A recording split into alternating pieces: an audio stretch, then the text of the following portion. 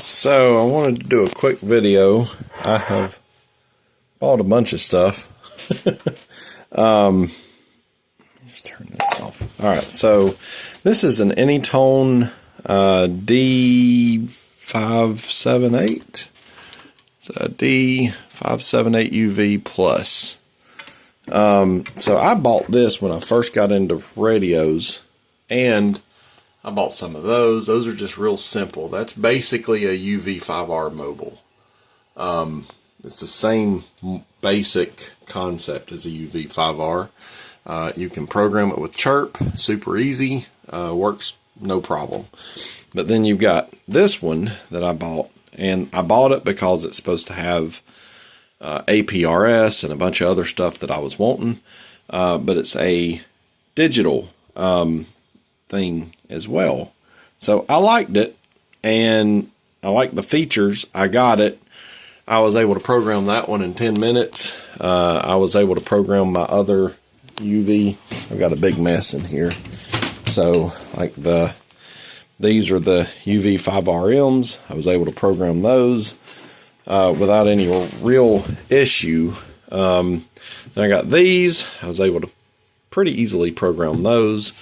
And this one, I mean, it was a bear.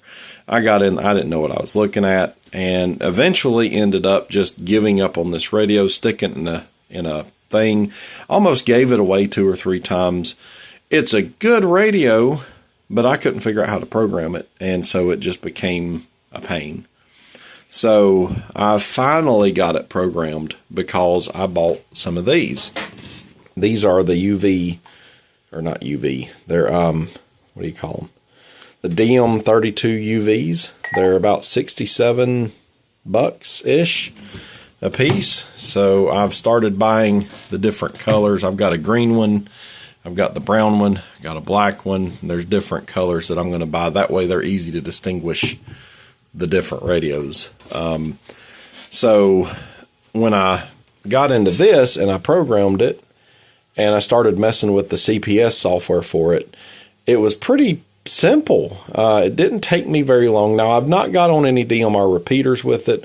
All I'm trying to do right now is simplex. So I want digital simplex to digital simplex, and I was able to pretty quickly get these two running together, so all of my DMR radios work together. You can also encrypt your communications with these if you have a business license. Apparently you can get a business license, and these can be used that way. So the capability of these radios, to me, it's a fantastic radio in a lot of ways. So what I like about it is I've got, like, okay, here's my digital channel 1 right here. I can switch zones. So there's MERS, there's repeaters in my area, there's GMRS. I've also got weather in here. I've got ham frequency, so I can go in here and do different things like that. So now if I go back, I can switch zones with that. So you can program these buttons, you can program these buttons, and for analog it works great. For digital it works great. For the money, you cannot beat these radios. I really like the UV5Rs for their simplicity, but these, they're a little bigger. Well, they're a lot bigger, and they're great radios. So if I had it to do over again, I would buy a bunch of these. From what I understand, the reviews I've seen, they're not as noisy as the UV5Rs are as well. They just seem to be a very good radio, all in all. They do have a screw that holds the battery on. I don't really like that as much. Maybe that's a better thing. And they don't have a belt clip. They come with a little doodad that slides in them because the speaker's on the back. That bothers some people. I have no problem with these radios. I really like the radios. So after I messed with these for a little while, it was like, man, I had a DMR mobile. I wonder what I could do with it. So I went back and I pulled it out and I got everything set up, and it took a while to go through the programming, but what I liked about this one is it does a lot of different things that otherwise I couldn't do. But I just couldn't figure out how to program it. So I finally went through it. It took me a couple hours. One of the things that really messed with me when I first got in this radio was everybody talked about the code plug. I had no idea what that was. And well, all it is essentially it's a config file. So your software here, let me see if I can frame that in better. That's your software. The thing about the DMR stuff is, oops, cancel. You have to program your stuff in differently. So I've got chirp, and one of the reasons I didn't like the other stuff is I could go into chirp. Let me just pull this in. So you can pull in all your channels, and that's what I started with. The problem is it's not compatible with this software. So what I ended up doing is I went into, I can't focus, there we go. I went into ChatGPT, I uploaded an export from here, and I uploaded all my channels that I've pulled from Chirp, all my repeaters and all that stuff, and I said, hey, tack these on to the end of this export, and then I re-imported it, and I got all my Chirp data. Worked really well. My plan is to build like a Python script where it will translate between all of the different CPS programs and all that I use, but that'll be another day. So what I've got here is like I've got MERS on here just because it's a quick, easy test that I can do. And then I've got my digital simplex. So if I take my digital simplex, you can see that I can transmit. Wait a minute. Hang on. Am I on the wrong one? Yeah. That was MERS. So I can go from there to there. This one is, let me get it over to my digital zone. Okay. So that will transmit from there to there. Okay. So now I can transmit. So right now I've got this one on the MERS channel. That one is on my my digital. Now watch this. This is kind of cool. Okay. That puts the repeat mode. It does a dual or crossband repeater. So my digital is on UHF and MERS is VHF. That's just the quickest one I could come up with. So now, that's weird.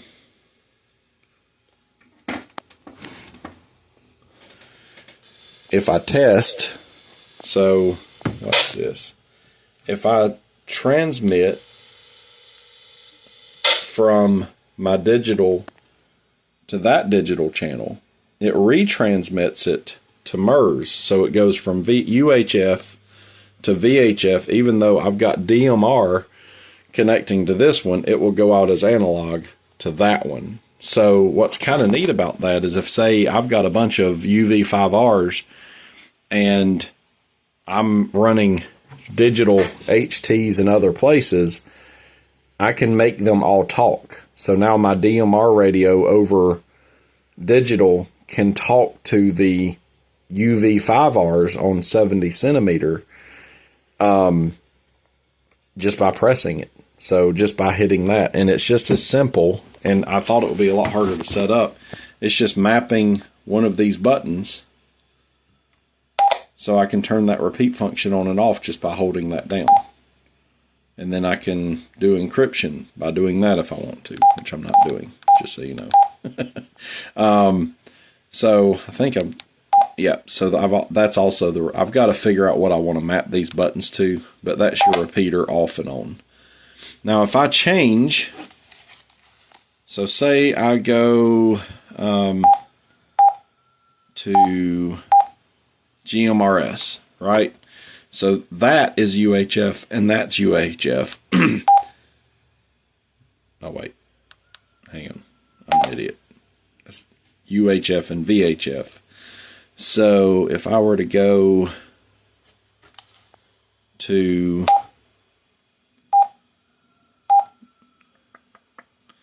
let's do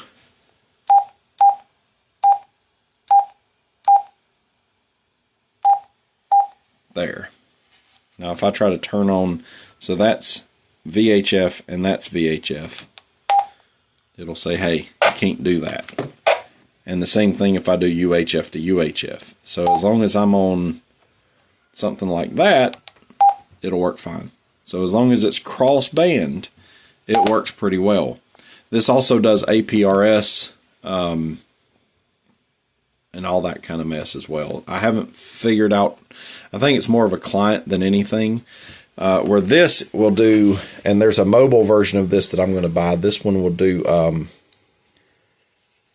Keep It Simple, KISS, APRS, so I can plug this into my phone. I can actually use this with all your digital stuff on a laptop, so I can literally Bluetooth to this device with my YAAC, yet another APRS client or something like that.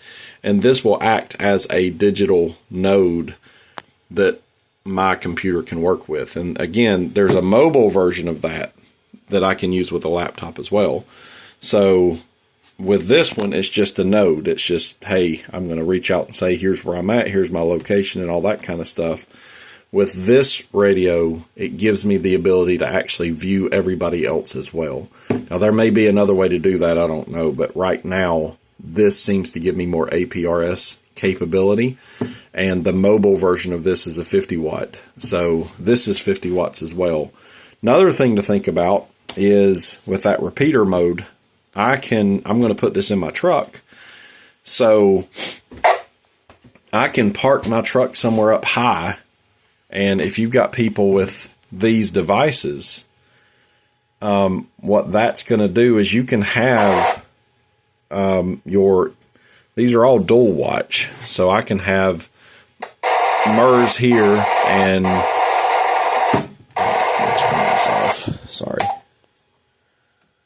I can have UHF and VHF channels on here that this can see, and essentially if somebody with a UHF transmits and this hears it, it retransmits it out of the VHF at 50 watts.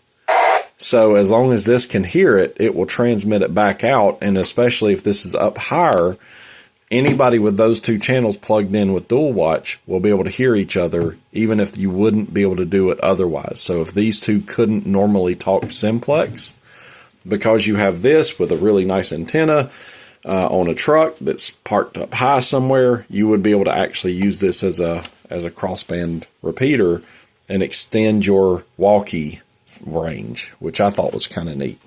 When I put this in my truck, I'm actually going to wire this into its own separate battery, and then I'm going to set it up to where when you start the truck, it flips a relay that then will charge that battery as you're going down the road. So what will happen is if, say, I do use this as a repeater and it drains the battery, then it won't, I'll still be able to start my truck, basically. So it also gives it a little extra to pull from, I guess. So either way, right now I'm just using this with a little walkie antenna just to test everything.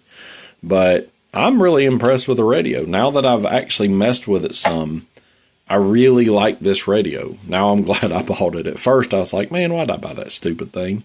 But it's impressive. They also have a Bluetooth hand thing that you can buy, apparently, that has this screen on it that Bluetooths wirelessly to this, and you can do everything from the panel and from this on that handheld. So I might actually buy one of those at some point. That might be kind of handy. But, oh, let's see, what else did I do? So, got those. Let me turn that one off. I also bought one of these. So, one of the things that I'm trying to do is get into, what do you call it? I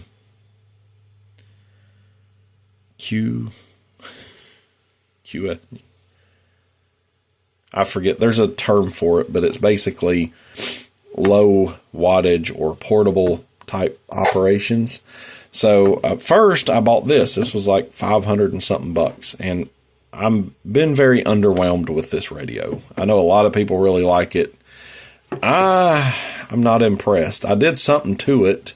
I don't know what, but now instead of 40 meter, it shows 41 meter and stuff like that, and it's a little wonky. But one of the reasons I bought this one in particular is I've got these G90s, and they're fantastic. So this is an awesome little device.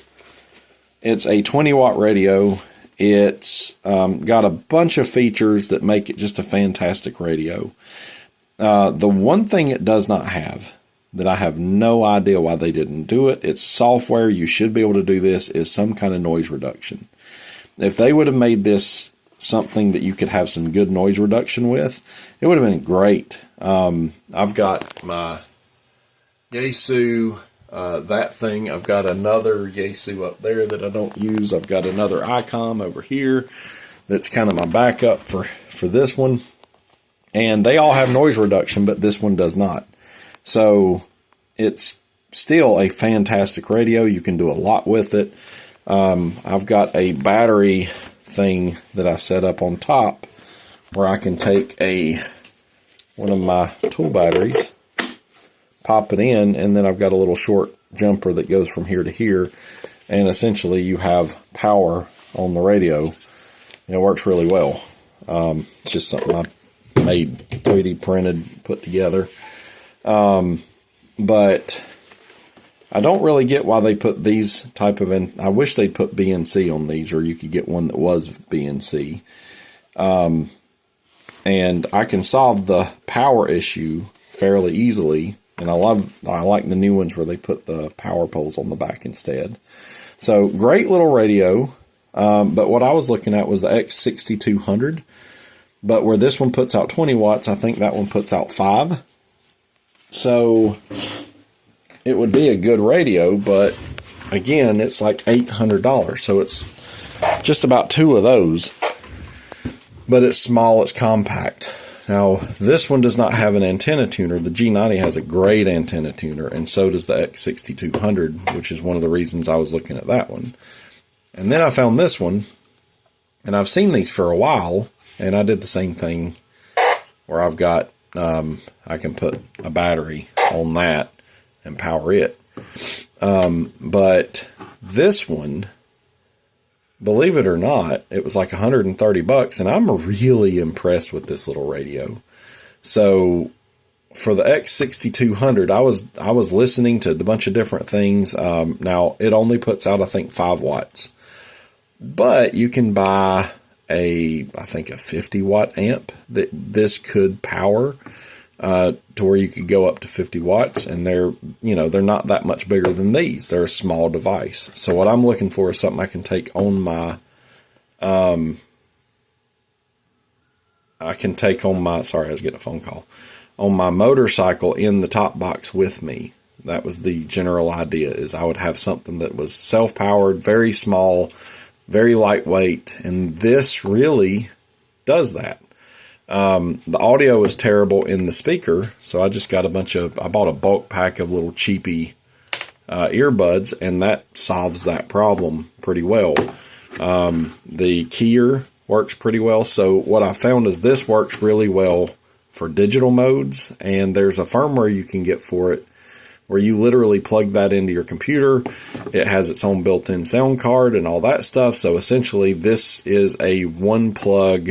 You've got an antenna here, you plug this in here, you can do digital modes, which are far more able to withstand low signal. But then for what I would spend on the X6200, now it does have a waterfall and all that stuff, I would be able to use this. This will do sideband and everything else, so I could add the $200 or $300 amp to this, which would also work with this or my G90. It would bump it up to 50 watts if I wanted to.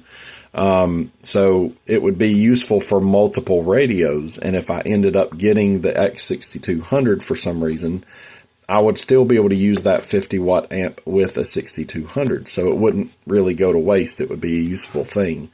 But with this and that 50 watt amp, well then, you know, I've got the option of doing QRP. That was what I couldn't think of before. On 5 watts with this on digital modes or Morse code. I could also add an amp. Yeah, I'm going to increase my battery draw, but it might get me out there where something else doesn't. It's still taking up far less room than most radios. It's still very lightweight, and this has noise reduction, which works pretty dang well.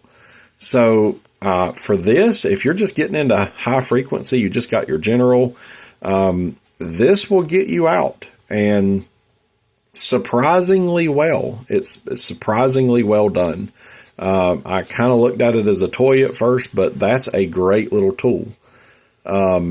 So it don't come with this. You have to power it yourself with something else. But that was just my quick and dirty way to give myself portable power on the go. So, and with this, a 4 amp hour battery will last you forever. You know, with something like this. So very energy efficient. I'm going to get some of these plugs where I could also plug it into my bike battery if I needed to use it for that and a bunch of other stuff. So I'm going to try to find a better solution than this, but that's what got me going right off the bat. So anyway, I just kind of an overview of all the things I've done.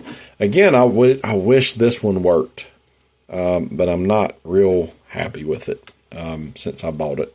It's just not been what I would have expected at all. And it seems squirrely, like it worked correctly, and then something happened one day when I was hitting a button and everything went skewed out. So this seems more, I don't know, less robust in a way, even though it's actually built like a tank. That's all aluminum. It's a beautiful radio.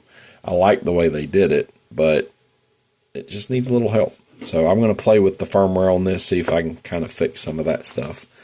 But yeah, if you're looking at DMR stuff and you want to, if this is over your head, if you want to reach out to me, I'll help you with it. It took me a while to get it, but it's really not that complicated once you get into it.